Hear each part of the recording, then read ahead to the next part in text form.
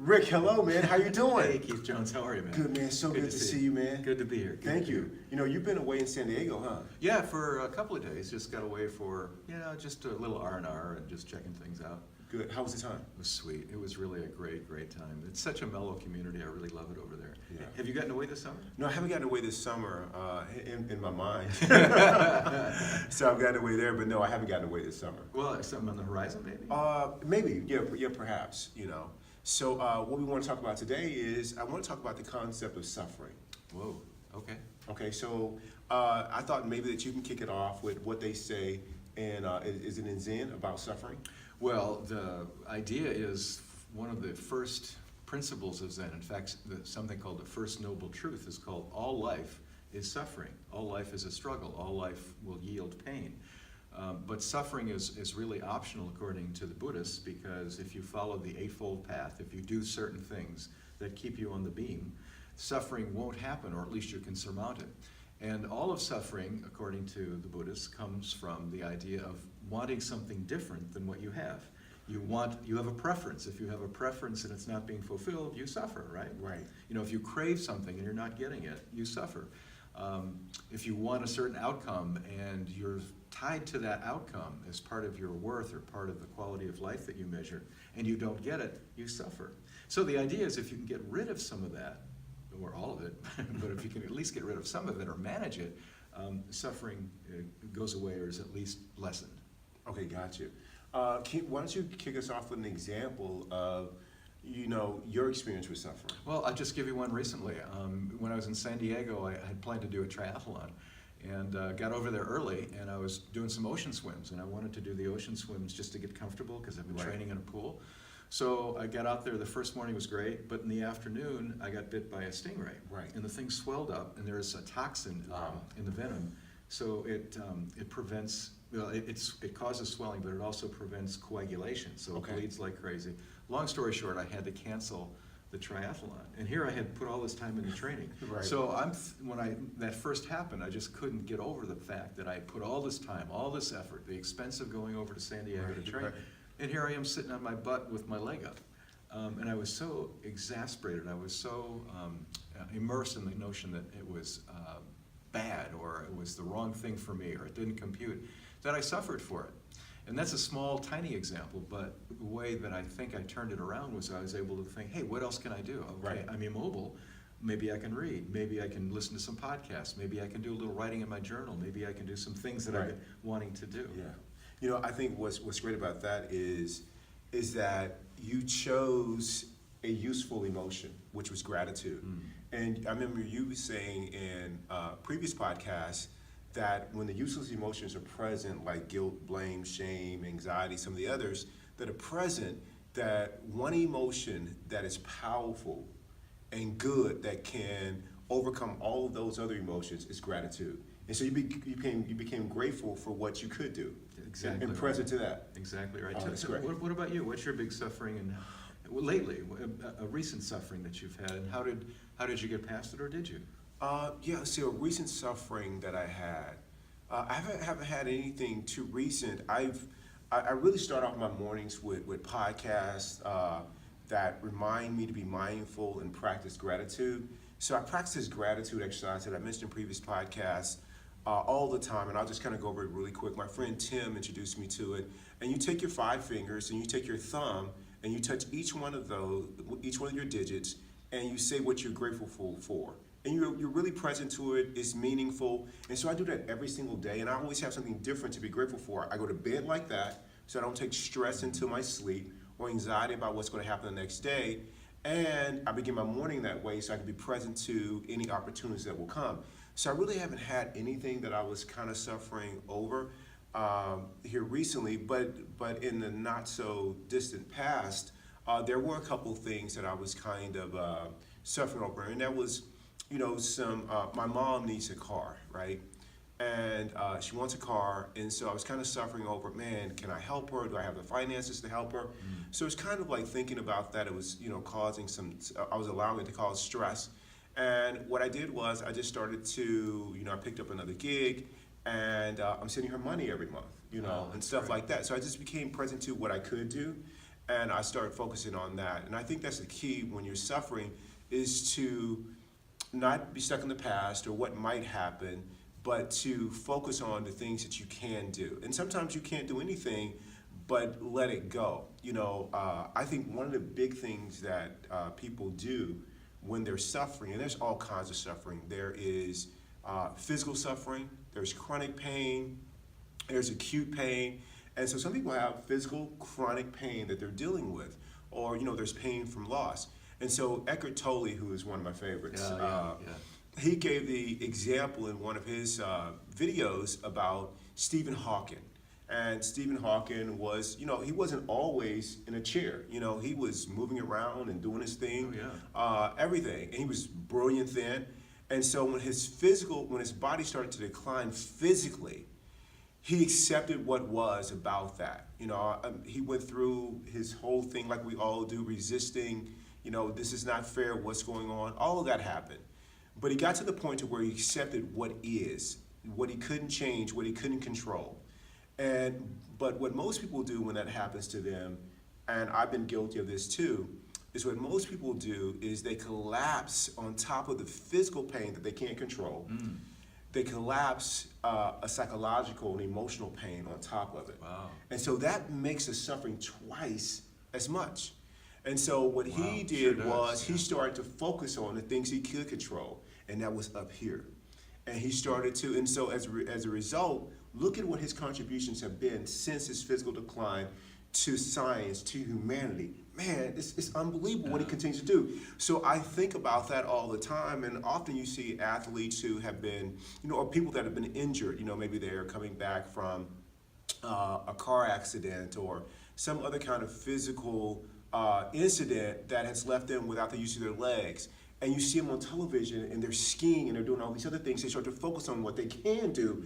And it is really, really a triumph for the spirit, for the capacity to celebrate the things you can do. And so what they don't do is they don't collapse emotional and psychological pain on top of the physical. And they're able to live life and continue to play a big game. So that's how I'm trying to live every day. And so reminding myself of that stuff so I don't get caught on what's going on. If I got a knee ache, a hip injury, the back is kind of stiff, I was like, you know what, I'm gonna go to the gym and do what I can do today. It's gonna be all good, because I still got the use of, my other limbs and things like that. Or if I can't work out, I can go and contribute by supporting, encouraging, and things like that. Yep. So what about you?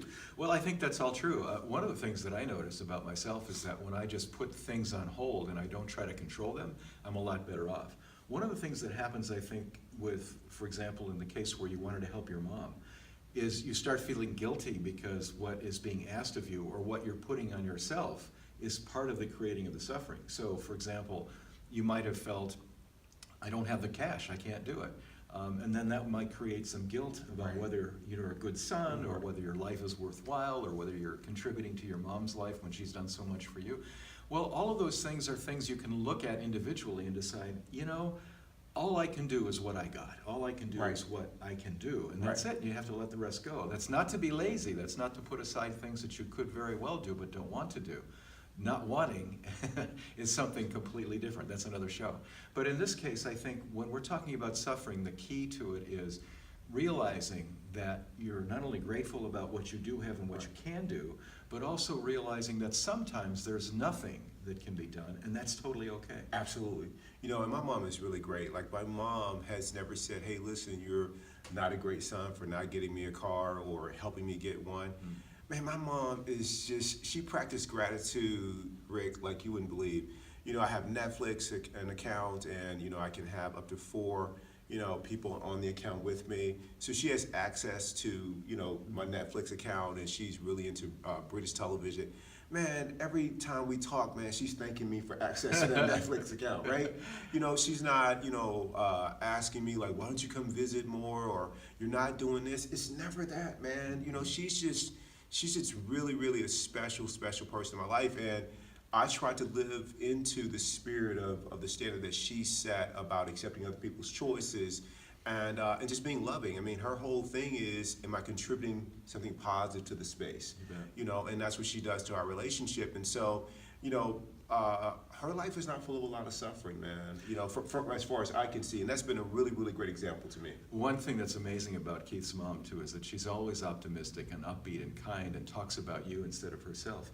You're a very lucky dude, but there's a lot of folks out there, viewers maybe, who have parents and spouses and even kids that aren't that way, that do like the idea of manipulating or do like the idea of putting things on other people that make them feel, just not as good as they would normally, like a guilt trip. Right. And I think one of the things we can do is to always remember that anxiety and guilt are useless emotions. There's nothing that good that comes from thinking less of yourself or trying to feel like you should be doing something because it's the right thing to do based on a guilty feeling for not having done it.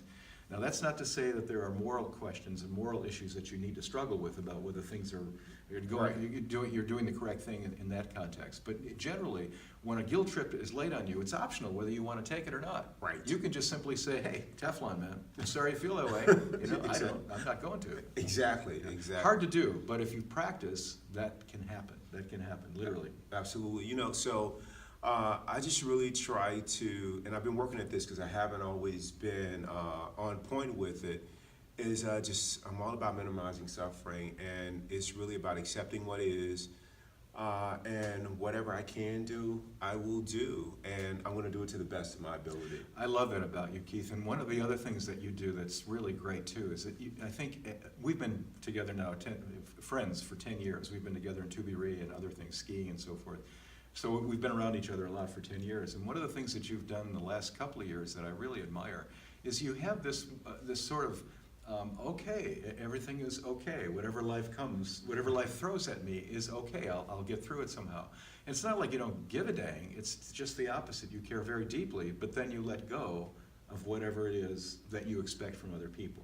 So the expectation that somebody has to be a certain way for all of your suffering for them is totally backwards. The idea is that you are the way that you are. If something comes up that they don't like, it has to be a Teflon reaction. You just have to let it go and send them love.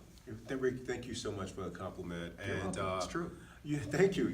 I've learned a lot, from you and Tim about how to operate that way. And I think a lot of my suffering in the past was I was obviously very hard on myself, but I had high expectations for what others were going to do, especially if they said they were going to do something. And allowing them to perhaps, change their mind, make a different choice or choose not to make a keep a commitment or an agreement. That's okay. And so I just kind of let all of that just kind of go. And when people say, I want to lose weight, or I want to be kinder to my spouse, or I want to do this and that, and then, they don't do it or whatever, I would kind of lose it and kind of remind them in a stern way, this is what you said you wanted, this is what you said you're going to do. And man, I just don't do that anymore, man. I'm just like, hey, listen, this agreement you set in place is still, something that you want to fulfill on, or have you changed your mind? Just let me know so I know whether or not to continue to stand for you in this way. And then just completely accept their choice with no hidden agenda, not trying to guilt them or make them feel bad for not keeping it. And, and they are clear on whether or not they're going to produce results, or not, but that's their choice. And so, man, I just really, life is easy now, man. like it's easy. So I'm trying to produce a different result in my life. And I just want to be present, enjoy the moment, and let people live how they want to live. They want to live a big, healthy, fulfilling game. Great, dude, more the merrier. If they choose not to, that's cool too. We can enjoy the other companies on another level. So it's just all good. Even as a teacher, you only get to live your life. All you can do is help people. And what I like to use in understanding this for myself is the concept of holding space. So if someone says they want something or they need my help to get something, I really encourage them and do everything that I can in my power to make it happen for them. But then I step back and hold space for them because they're the ones who have to do the work. Exactly. I mean, you can give counseling ideas, or you can bounce ideas off them that may help them break through something. But at the end of the day, their failure is not your failure, nor is their success your success. You just hold space for people and let them be. And I think when you hold space, that allows them the freedom to do what they want to do. And if they want not to follow your lead, or they want to be guilty and manipulate you, totally cool. But how you react to that is always within your choice. Absolutely, man. You were spot on about that.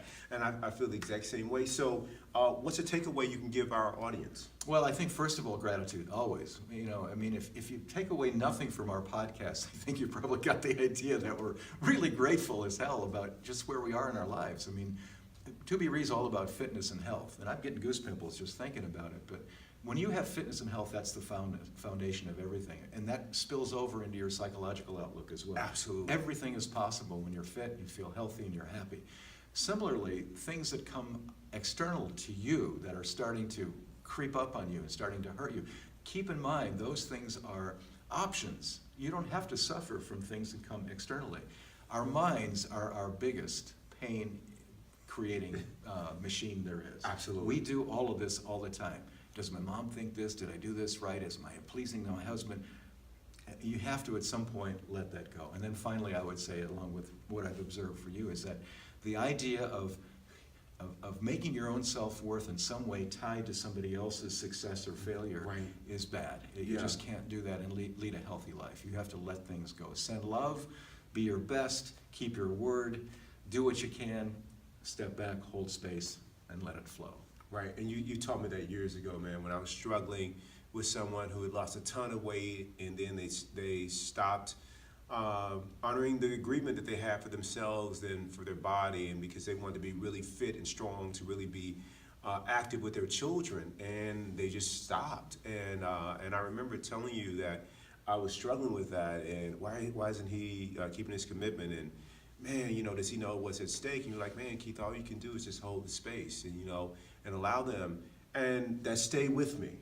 And I just, can look back and be like, man, I'm glad, what I was able to contribute to this person, and I just continue to hold that space for everyone. And you know what? Speaking of gratitude, I'm grateful for all the people that held the space for me, man. When I was stumbling around and falling and tripping and making mistakes and things like that, and they held the space, man, unconditional love and grace And for the me. funny thing, and I'm so grateful for that. And the funny thing is, when you see this guy in action, you think he's never had any issues. And believe me, all of us, every one of us has stumbled and our hands and knees crying or just being vulnerable about things that happen to us. That's totally cool. You don't stay there, though. That's the deal. Yeah, no, I don't stay there. Man, Rick, thank you for a great show, my friend. I love you, Keith. I love you too, man.